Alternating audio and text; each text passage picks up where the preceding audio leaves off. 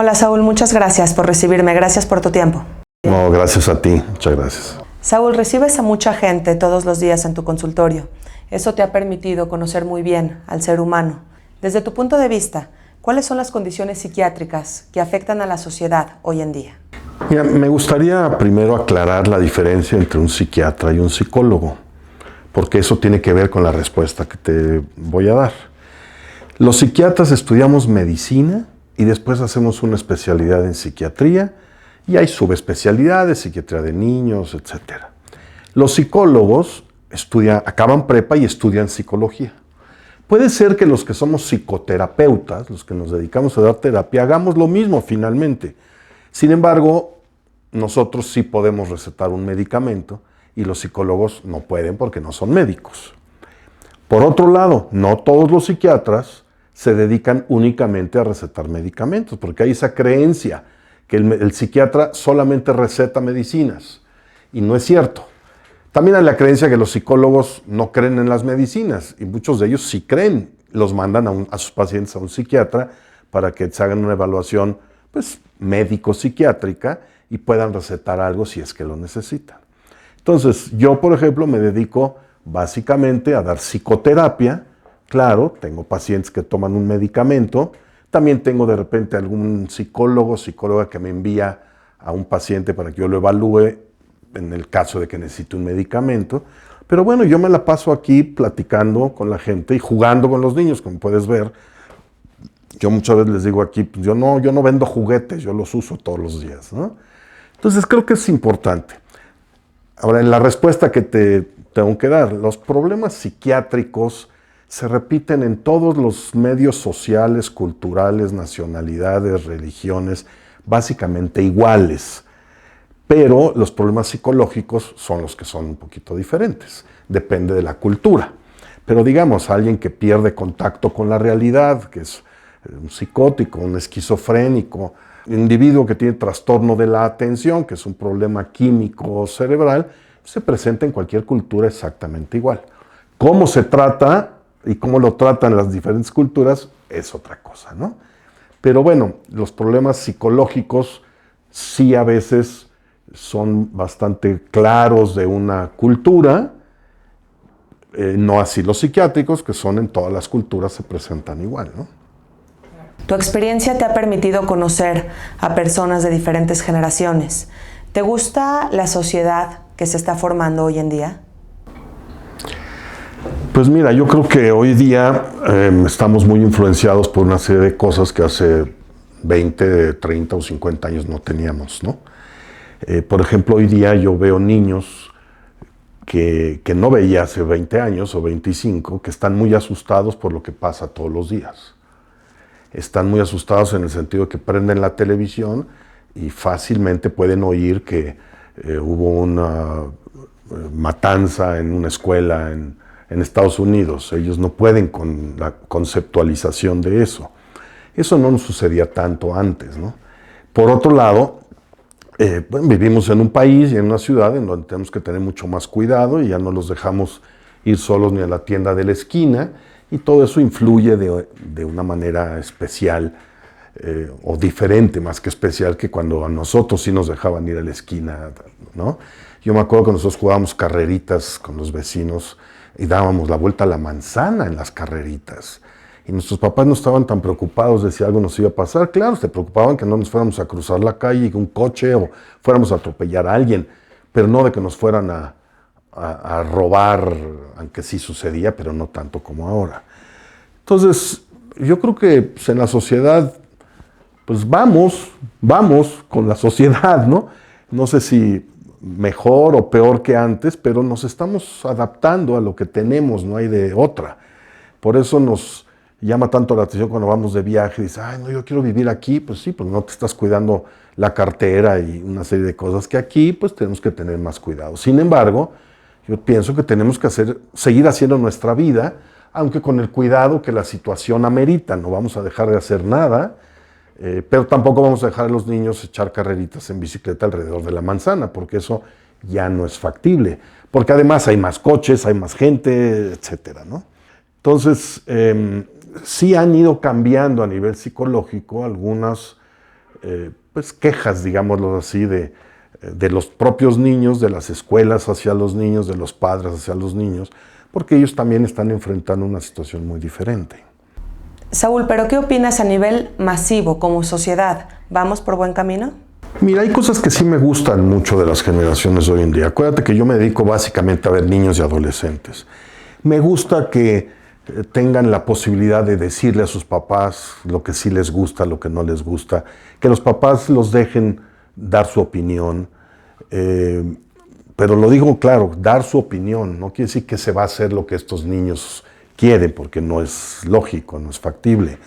Y antes no se podía eso, ¿no? Las familias eran mucho más cuadradas, había los rangos en las familias terriblemente marcados en el sentido de que el papá es el que decía lo que se tenía que hacer, la mamá no tenía tanto injerencia en esas decisiones como el papá. Y ahora en el sentido de que las cosas han cambiado, las mamás por supuesto ya trabajan, tampoco pueden estar todo el día nada más siendo mamás, y bueno, las cosas han cambiado. Y bueno, regresando al asunto de niños y adolescentes, pues ellos tienen más posibilidades de decir lo que sienten y los papás son más abiertos a oír lo que sienten. Aunque pues sabemos que hay muchas familias que siguen a la antigüita, ¿no? Y no lo permiten por su forma de haber sido criados ellos mismos. Hay situaciones que no nos convienen. Por ejemplo, me imagino que me preguntarás en algunos minutos, pues toda la parte de pues, la cibernética, ¿no? Los iPads, los teléfonos, todas estas cosas, ¿no? La televisión, en donde muchas veces los niños no tienen la misma creatividad que podrían tener cuando juegan en el patio a la carreterita, ¿no? O las niñas a inventar con cajas de cartón la cocinita. Yo creo que eso sí es un error, no permitir que tengan la creatividad pues, con la que ellos nacieron, unos más, unos menos. Porque a veces las familias los ponen en estos electrónicos, ¿no? Y ya no tienen creatividad, ¿no? No estoy diciendo que sean malos los juegos electrónicos y las partes de los programas educativos en los juegos electrónicos. Lo que me preocupa es que ahora hay niños muy chiquititos a los que les dan un teléfono y el niño se divierte. Muchas veces no sabe ni lo que está haciendo, depende de la edad, pero hay muchos dibujos, hay mucho sonido, muchos colores y eso lo entretiene. Y a veces dice uno, mira qué chistoso niñito que tiene un año y medio o dos y le hace así al teléfono. Pues sí, pero deberíamos estar cultivando más su creatividad. No sé si te pasa a ti, nos pasa a todos. Vas a veces a un restaurante, hay 4 o 5 personas en una mesa, o sea, niños con sus papás y cada uno está en otro teléfono, ¿no? Y bueno, hoy día los niños chicos, digamos de 11 para abajo, pasan en estudios que se han hecho en el mundo, pasan aproximadamente 8 horas al día en esos artefactos, entre el juego y la tele y esto y el otro. 8 horas suena muchísimo, pero hay niños que están mucho. Y adolescentes, 11. Claro, los adolescentes más porque traen un teléfono en la bolsa y se comunican entre ellos todo el tiempo, ¿no? Y a veces le dicen los papás, ¿con quién hablas? Ah, pues con Nadia. Pero si la acabas de ver en la escuela todo el día. Sí, pero tengo cosas que decirle. Es tan fácil ahora la comunicación que lo explotan todo el tiempo. Y hay algo también que yo he llamado, creo que pues, ya se llama así, no es un invento mío, esto de la inmediatez, ¿no? Todo tiene que ser inmediato. Ya nos pasa a nosotros también, cuando de repente tenemos en el teléfono muchas fotos, muchas aplicaciones y se tarda más en abrir, ya decimos, ¿qué onda? ¿Por qué está tardando tanto, no? Entonces yo creo que sí la sociedad, tenemos que ir de acuerdo a la sociedad, pero podemos medir una serie de cosas. O sea, no es lógico que un niñito de 2, 3 años esté en la televisión, porque además, si me puedo meter en eso, entre más pequeños somos, nuestro proceso de pensamiento es más concreto. Poco a poco se va haciendo abstracto. Entonces, hay niños que están viendo a hermanitos o a papás con juegos o viendo programas de televisión que no entienden. Se les graban las cosas de forma concreta. Entonces tenemos que tener cuidado, ¿no? Porque para ellos puede al rato ser lo mismo jugar a matar aquí que ver cómo matan en un noticiero, ¿no? Porque lo están haciendo todo el tiempo. Y ellos no pueden definir, depende de la edad, claro, entre más chiquitos menos, lo que es real y lo que no es real. Entonces, repito, yo creo que tenemos que ir con la sociedad, avanzando con lo que tiene la sociedad que ofrecernos, pero que tengamos una medida. Sí, Saúl, qué bueno que tocas el tema. Hablando de tecnología, pues el teléfono celular hoy en día no nos permite desconectarnos. Estamos todo el tiempo conectados, tanto del trabajo como de la gente. Esto, en cuestiones de estrés, ¿qué tanto puede afectar? Mira, yo creo que no te sé dar una explicación científica, no soy neurólogo, ellos tal vez tengan una explicación mejor, pero sí nos da estrés no estar comunicados. Sí, o sea, sí nos da estrés tocarnos la bolsa y olvidamos el celular. El otro día una chava que viene aquí me contó que su papá le dijo, se iban de viaje, él llegaba un par de días después, le dijo, déjame tu celular, te lo voy a cambiar por uno más nuevo, no sé qué.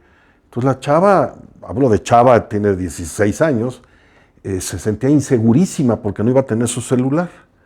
Se fue, el papá tardó un día en llegar, ella se sintió tan tranquila sin el celular. No tenía que comunicarse ni con las primas, ni con los amigos y hermanos todo el tiempo. Vivió como vivíamos, tú eres mucho más joven, nosotros que no teníamos eso. Ya que llegó el papá y le dio el celular nuevo, ella ni lo prendió siquiera. Lo activó regresando a México unos días después. Es un ejemplo que probablemente nos ayuda a contestar, ¿no? Nosotros pues, deberíamos de hacer eso. Quedas de verte con alguien para ir al cine en la noche. Ya quedaste. Nos vemos en la taquilla y punto. ¿Para qué hay que estarse hablando todo el tiempo? ¿Por dónde andas? ¿Ya llegaste? No llegaste. ¿Ya me estacioné? No me estacioné. ¿Estoy en el café? No estoy en el café. Sí nos estresa eso. Fíjate, te voy a dar otro ejemplo que yo uso aquí.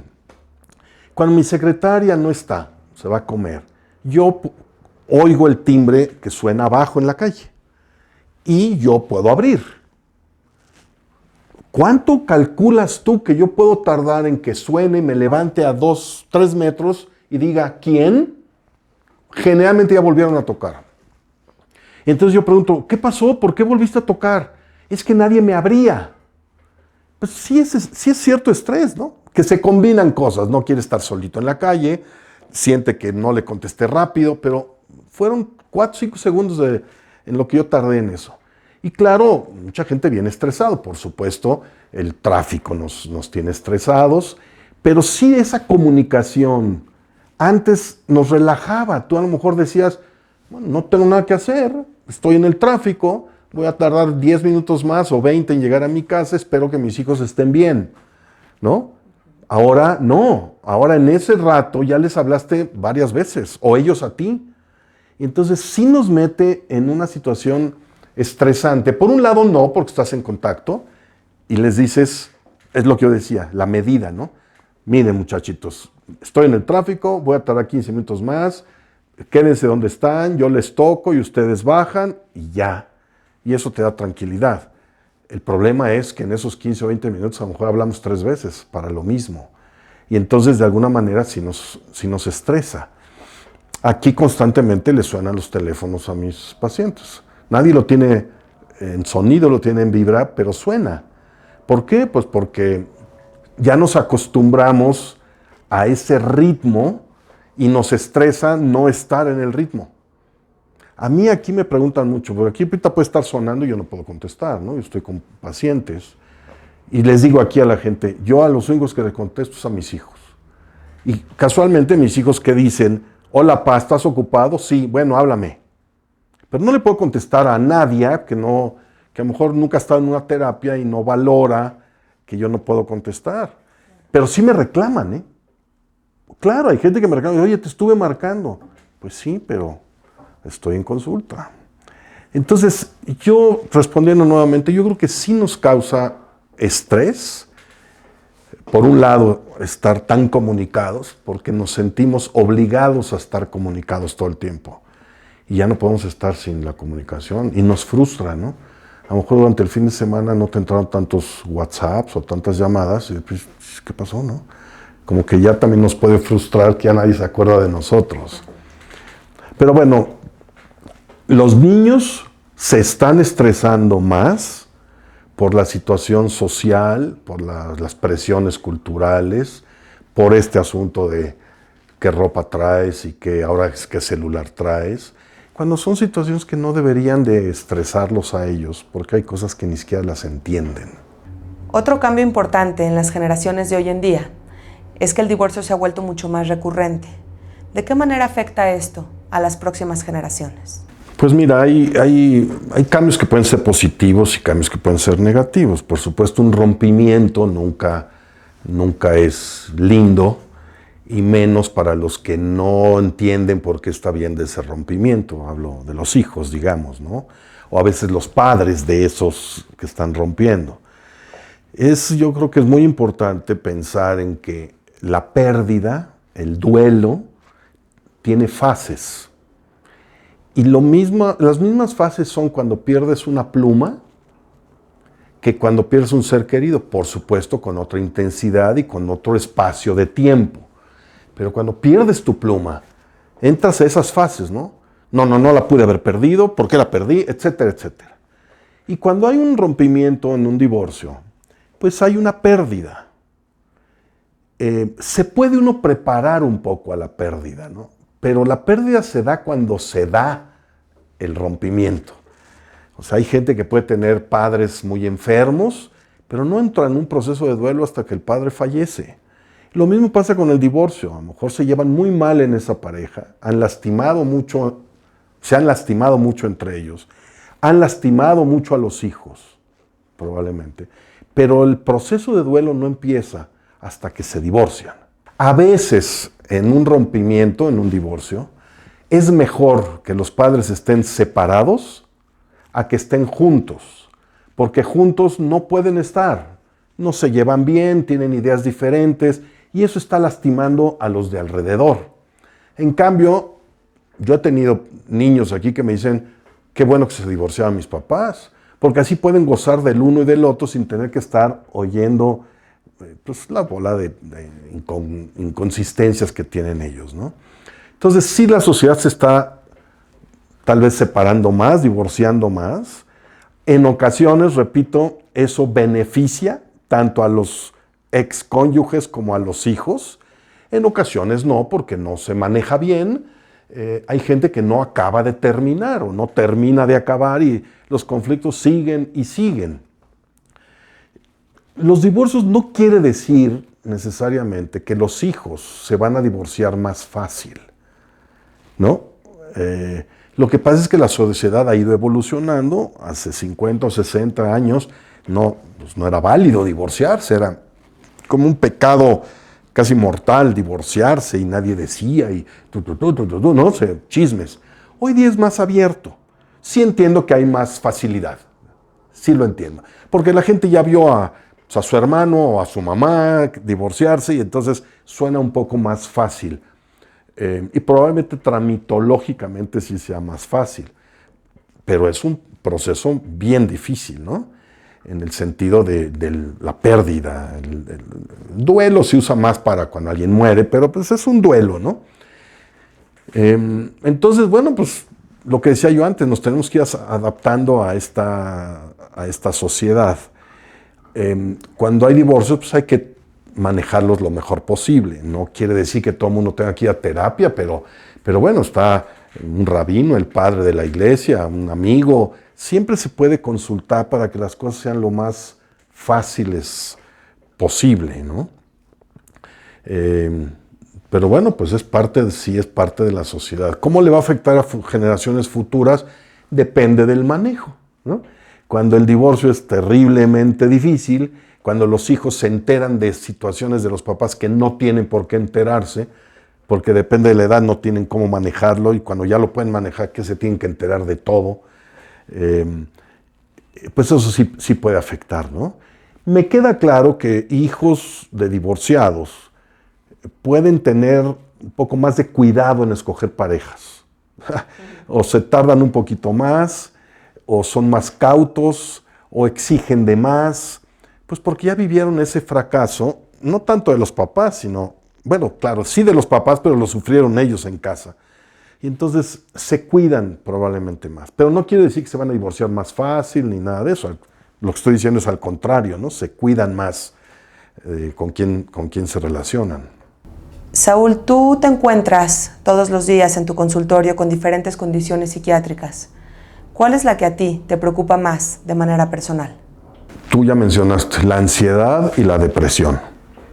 Es lo que más me preocupa. Hace muchos años, no voy a decir cuántos porque me calculan la edad, pues no tenía yo tantos pacientes, niños deprimidos, o que hablaran de ¿para qué vivo?, ¿no? O hablaran de morirse. Y de unos años para acá se ha incrementado.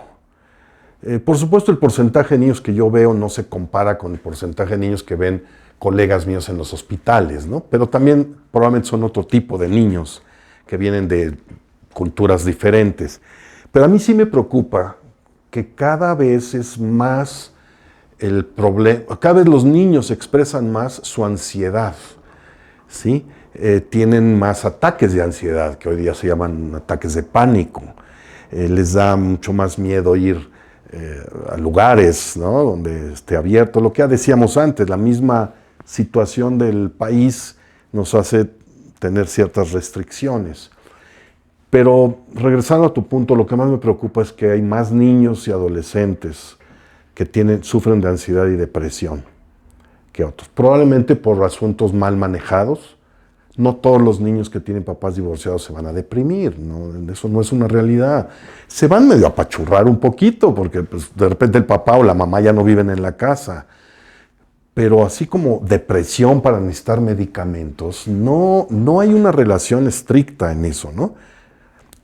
Sí debo mencionar, mis amigos siguen pensando que la mayoría de mis pacientes tienen papás divorciados. Eso no es real, porque la parte psiquiátrica, digamos, médica, pues los niños la traen. Y es importante mencionar también que no todos los niños que tienen papás divorciados van a tener problemas. Pero en familias donde hay niños con dificultades, sí pueden acarrear dificultades en ponerse de acuerdo entre los papás. No sé si fui claro, voy a ser más claro. Un niño que tiene problemas para aprender, la mamá puede no creer que tiene un problema para aprender y el papá sí. Entonces el papá va a querer que lo lleven a una evaluación, la mamá se va a negar a la evaluación.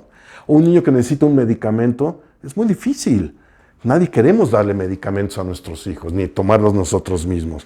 Entonces un niño que sí nació con una dificultad X, no tiene que ser una grave discapacidad, pero una situación de algún problema, como trastorno de la atención, etcétera, sí puede distorsionar el sistema familiar.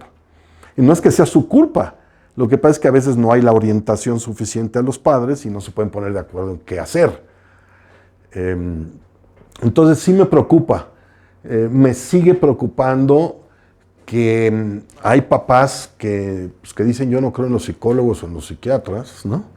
Y que entonces no acuden a tiempo a un consejo, ¿no? A una guía más que consejo. Y sí, el pan mío de todos los días, o casi todos los días, es hablar con papás, ¿no? Porque yo sí contesto el teléfono, me cuesta trabajo entre paciente y paciente, sí lo contesto, pues porque yo veo a los niños y los papás están preocupados, ¿no? Pero a veces cuesta mucho trabajo que los papás entiendan. Hay algo importante, ya sé que me habías dicho que era la última pregunta. Hay muy poca educación, digamos, hacia los trastornos mentales, psicológicos, psiquiátricos, etc.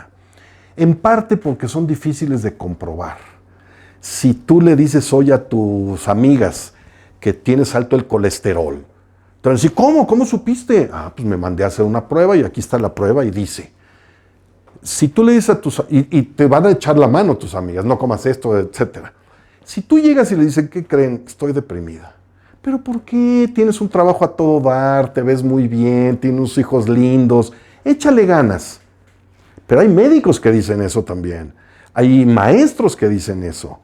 O sea, es difícil entender. Claro, si tú me dices a mí, ¿por qué dices que estoy deprimida?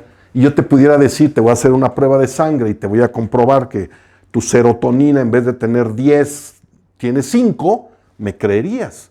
Pero no es posible todavía hacerlo. Algún día se va a poder. Entonces, sí es preocupante que los años siguen pasando, que seguimos muchos dando pláticas aquí y allá, y seguimos encontrando, tal vez no tanta resistencia como antes, pero sí resistencia a no creer. Tú has oído y has visto artículos que ahora sacan los cientólogos que dicen que no existen las enfermedades, ¿no? Psiquiátricas sobre todo, que los médicos inventamos enfermedades para que los laboratorios inventen medicinas para sacar dinero, ¿no? Yo nunca he recibido un peso de ningún laboratorio por una receta que hago, ¿no? Entonces, esas son mis preocupaciones. La ansiedad, la depresión en niños y adolescentes, y que sigamos teniendo que luchar tanto para que la sociedad entienda que los problemas psiquiátricos son problemas médicos, igual que los del hígado y los del páncreas, y que hay que tratarlos. Sí, Saúl, sin duda a veces aceptar que se necesita la ayuda de un psiquiatra no es algo fácil, pero espero que poco a poco se esté dando este cambio con el paso de las generaciones y que entendamos en algún momento que a veces se necesita la ayuda de un psiquiatra, de un medicamento, como la ayuda de cualquier doctor. Así es. Muchas gracias y gracias por tu tiempo. No, te agradezco a ti, muchas gracias.